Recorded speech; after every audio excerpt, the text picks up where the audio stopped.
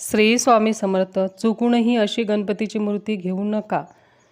बघा, यंदा 7 सप्टेंबर 2024 शनिवारी लाडक्या गणरायांचे आगमन होणार आहे. बाप्पांच्या आगमनासाठी आपण मूर्ती घेतो. ती मूर्ती कशी असावी? गणपती मूर्ती जी आहे ती कधीही उजव्या सोंडेची नसावी. उजव्या सोंडेच्या गणपतीच्या उपासनेमध्ये कडक सोहळ्याची आवश्यकता असते.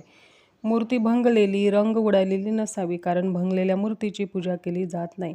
शिवपार्वतीसोबत असलेली मूर्ती निषिद्ध आहे. शिवाय गरुडावर बसलेली किंवा मागे नाग असलेली कोणत्याही हिंसक प्राण्यासोबत गणेशाची मूर्ती नसावी.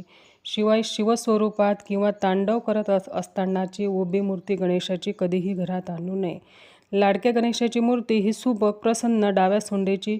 याशिवाय मूर्ती एकदंत, चतुर्भुज, पाशा आणि अंकुश धारण केलेली असावी.